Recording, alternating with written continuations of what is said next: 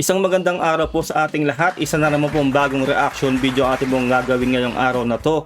Ang video gagawa natin ng reaction video mula po kay John Reps. Ang title po nito, PCG, hindi tinigilan ng mga barko ng China. Bago at advanced na warship ng Pilipinas dumating na. Ayun nga po, no. Bago natin simulan to, kung hindi ka pa nakasubscribe dito po sa ating channel, mag-subscribe ka na para ma-update ka kapag naglalabas tayo ng ganitong reaction video. At huwag nyo rin sana kalilimutan na mag-subscribe sa channel ni John Reps.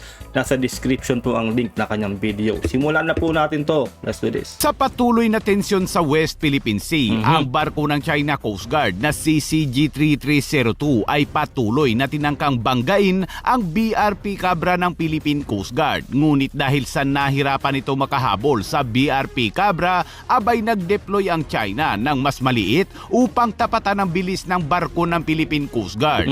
At sa ibang balita, 880 mga Air Force ng Pilipinas at Amerika ang nagsama-sama para sa isang pagsasanay gamit ang kanilang mga fighter jets, at Philippine Air Force magkakaroon din umano ng karanasan sa paggamit ng F-16 fighter jets. Nice. At formal namang tinanggap ng Armed Forces of the Philippines ngayong araw ang pinakamoderno at pinaka-advanced na barkong pangdigma nito. Kaya't para malaman ang buong detalye ay tumutok at makinig na mabuti.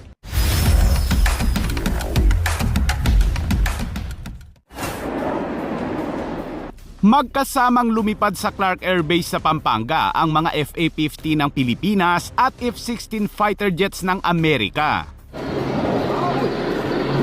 Ito ay hudyat ng pagsisimula ng Cope Thunder exercise na isang taunang ehersisyo ng mga Air Force ng Pilipinas at Amerika, kung saan 730 Philippine Air Force ang lalahok sa nasabing pagsasanay. Bukod sa FA-50 ng Philippine Air Force ay lalahok din ang iba pang mga assets ng Pilipinas, kabilang ang A-29B Super Tucano at S-70I Black Hawk helicopter. Sa panig naman ng US Air Force ay 270 ang kalahok, gamit naman nila ang kanilang mga F-16C fighter jets, at ang ilan pa umano sa kanilang mga piloto ay dugong Pilipino. Isang malaking karangalan po talaga na nabigyan kaming pagkakataon, makabalik sa bayan na kinalakihan namin, tapos mag-serve, sa capacity na to.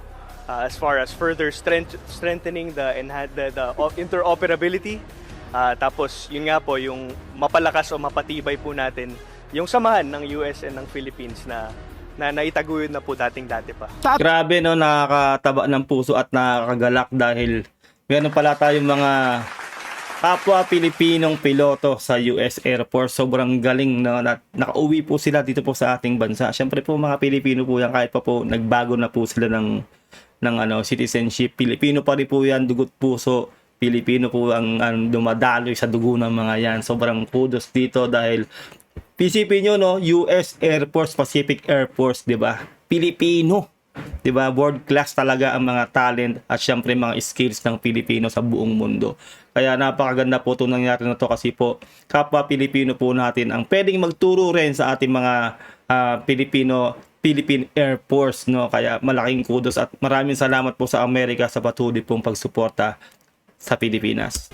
Yung samahan ng US and ng Philippines na naitaguyod na po dati pa. Tama. Tatagal ng 2 linggo ang pagsasanay na ito na nakatuon sa maneuver at tactics na gaganapin sa iba't ibang mga base sa Luzon, kabilang ang Basa Air Base, Clark Air Base at Rabina Air Base. Ang taunang pagsasanay na ito ng mga Air Force ng Pilipinas at Amerika sa unang pagkakataon ay magkakaroon na ng mga observers mula sa iba't ibang mga bansa, kabilang ang Malaysia, Thailand, Japan at Indonesia. Wow. Sa harap ng pagpapalakas ng ating depensa, tiniyak naman ng Malacanang ang suporta ni Pangulong Ferdinand Marcos Jr. sa AFP Modernization Program.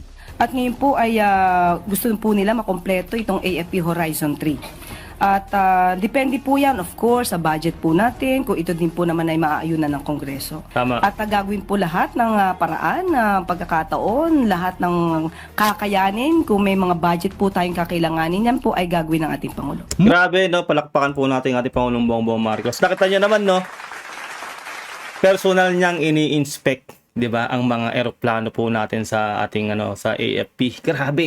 Grabe yung hands-on ng ating Pangulo. At yun na nga po, no, sinabi po ni Madam Claire na talagang palalakasin po ang ating Philippine Air Force ng ating Pangulong Bongbong Marcos. Siyempre po napakagaling po ng ating Pangulo. Kung hindi po si Pangulong Bongbong Marcos ang ating presidente, hindi po mangyayari yan. At hindi rin po tayo tutulungan o susuportahan ng malalakas sa bansa kung hindi makisig at talagang friendly ang ating Pangulong Bongbong Marcos.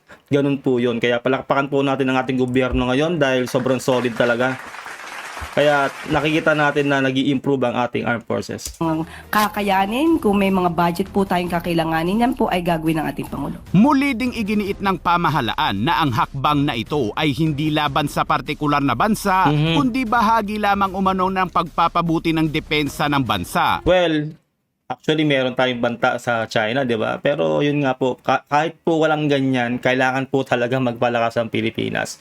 Dahil noon ko pa po sinasabi sa inyo, sobrang left behind na po tayo, no? Sobrang late na po ang Pilipinas. Sobrang hindi na po tayo makahabol halos noon. Dahil hindi po pinagtutuunan ng pansin ng mga nakaraang administrasyon na palakasin ng ating armed forces. Pero ngayon po, sa pamumuno ni PBBM, pinapalakas na po ang ating armed forces of the Philippines at humahabol tayo. Kamakailan lang po nung ginawa natin ang reaction video, hinandugan po tayo ng mga drone ng Australia. Siyempre po, kailangan na po natin yun, lalong-lalo na po digital era na ngayon. Kailangan po natin magpalakas talaga. Samantala, ang mga tauhan naman ng Philippine Air Force ay magkakaroon umano ng personal na karanasan sa paggamit ng mga F-16 fighter jets Yun. ng Amerika, Nice. kung saan inaasahan na magkakaroon din ito ang Pilipinas sa susunod na taon. At sa Yun po yung pinakamagandang balita ng F-16, napakalakas pong eroplano niyan at sobrang high-tech.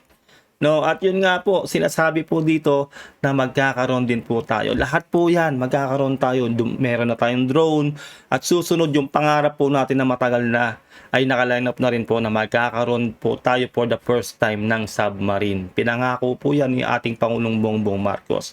Kaya sobrang kudos po sa ating leader ngayon kasi po talaga pong napakasipag ng ating Pangulo. update naman sa pinagtatalo ng West Philippine Sea mga kabayan matapos ang muntik ng pagbangga ng CCG-3302 sa BRP Cabra ng Philippine Coast Guard. Ang CCG-3302 kahapon ay patuloy umanong nagsagawa ng mga mapanganib na maniobra laban sa Philippine Coast Guard vessel na BRP Cabra. Ayon pa sa Philippine Coast Guard, ang CCG-3302 ay gumawa umano ng maraming pagtatangka na iram ang likuran na bahagi ng BRP Cabra. Tingnan nyo yung ginagawa ng China sa atin, di ba? Hindi tayo tinitigilan. Siyempre, ngayon alam po yan ng buong mundo, no, na kailangan natin magpalakas. Kaya nga sinusuportahan tayo ng malalakas na bansa at inuulan tayo ng suporta at nag-a-upgrade talaga tayo. Yung iba nga po binibigyan na lang tayo para lang lumakas tayo. Di ba po? Ganun kita ng buong mundo na mula sa pool, lalo nung 2024 ay dumadanas tayo ng pambubuli ng China dyan sa ating sariling EEZ sa West Philippine Sea. Kaya dapat po lang talaga na magpalakas ang Pilipinas kahit po wala pong banta sa China. Dahil po ang mga bansa ay dapat merong kapasidad na dumepensa sa mga bansang gustong sumakop sa bansa nila. Ganun po yun. Tatangka na iram ang likuran na bahagi ng BRP Cabra.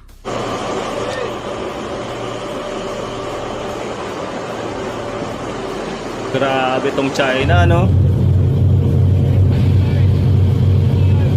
Ganyan ang ginagawa nila tapos sasabihin nila sila daw yung nasa tama, tayo yung nagpo-provoke, 'di ba? Ganyan yung mga pinapalabas nila sa media, 'di ba?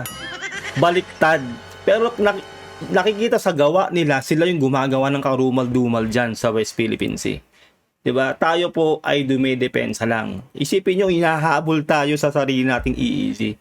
'Di ba? Napakasaklap po niyan. Pero tayo po ay mananatili na itataboy natin ang mga mga Chinese na yan dyan. At syempre sana nga po mawala na lahat ng mga tiwaling Chinese sa ating bansa. I-deport lahat o ikulong. Lalong-lalo na po yung gumagawa ng pag-iispiya sa ating bansa.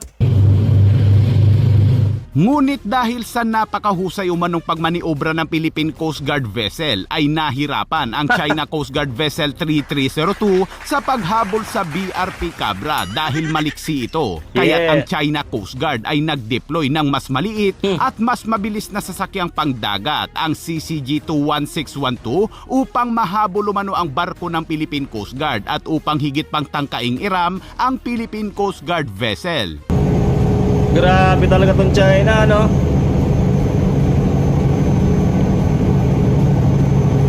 Sa kabila ng mga agresibong pagkilos na ito ay matagumpay umanong nalampasan ng profesionalismo, katatagan at pagiging seaman ng mga mandaragat ng Philippine Coast Guard ang walang ingat na taktika na ginagamit ng dalawang barko ng China Coast Guard.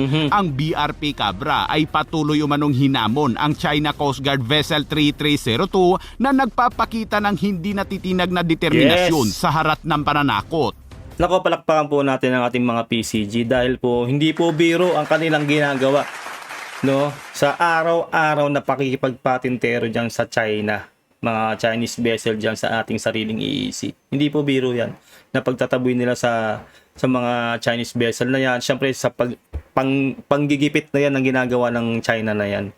Mga kupal na China vessel na 'yan, buwisit. Pero wala po tayong magagawa kundi depensahan po ang ating bansa.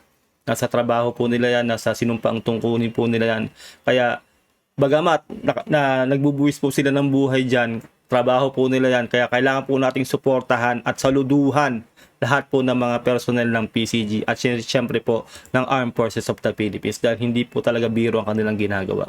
At sa ibang balita naman, sa paghahangad ng patuloy na modernisasyon, tinanggap ng Armed Forces of the Philippines sa isang formal na seremonya ngayong araw sa Naval Operating Base sa Subic, Zambales, ang pinakabago at pinaka-advanced na naval assets ng Philippine Navy na BRP Miguel Malvar FFG-06. Ang kaganapan ay dinaluhan ng mga pangunahing tauhan kabilang sina DND Secretary Gilberto Teodoro, South Korean Ambassador to the Philippines Lei Sanghua, AFP Chief of Staff General Romeo Browner, Philippine Navy Flag Officer in Command Vice Admiral Jose Espilita at Commander ng BRP Miguel Malvar na si Captain Paul Michael Hechanova. Ang pagdating ng BRP Miguel Malvar ay isang makabuluhang hakbang Yes. sa ilalim ng Horizon 2 ng Revised AFP Modernization Program na binigyang prioridad ang pagpapahusay ng kakayahan ng naval defense ng bansa sa gitna ng umuusbong na regional security dynamics.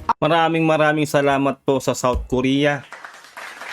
At yun nga po, na-receive na po ng Pilipinas ang Miguel Malvar na napakabagong barko na yan. Nakita nyo naman kung gaano kaganda yung barko na yan. At yun na nga po, marami pa po tayong parating na barko na mula po sa South Korea. Malaking kudos po siyempre sa ating Pangulong Bongbong Marcos, sa ating gobyerno po ngayon, at siyempre po kay Sec Gibo na palagi at talagang maigting ang pakikipaglaban sa mapanakop na China ng kupal na yan.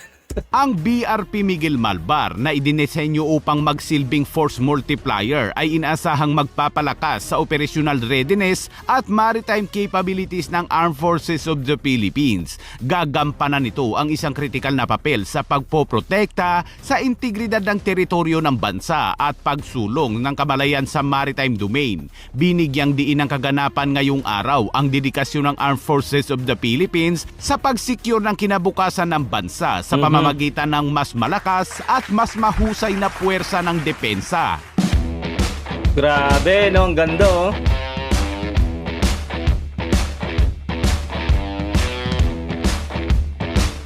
Saan ka makakita ng presidente sa present time na presidente ng Pilipinas na ganito ang ginagawa, na pinapalakas ang ating sandatahang lakas? Si Pangulong Bongbong Marcos lang po ang gumawa niyan, no? At yung nga po, inaantay natin yung pinakamatinding highlights na magkakaroon tayo, yung submarine.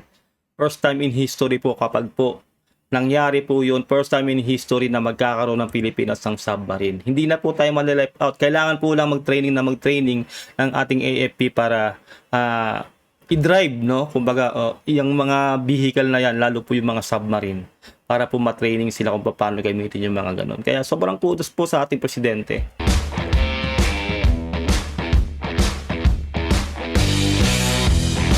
Ang ganda. Ayun lang po, no, atin po nagawa ng reaction video. Ang video to ni John Reps. Mag-subscribe po kayo sa kanyang channel. Nasa description po ang link ng kanyang video para po makapag-subscribe kayo sa kanyang channel. Huwag nyo rin sana kalilimutan na mag-subscribe dito po sa ating channel para ma-update kayo kapag po naglalabas tayo ng ganitong reaction video. Maraming po salamat. God bless and peace out. Bye.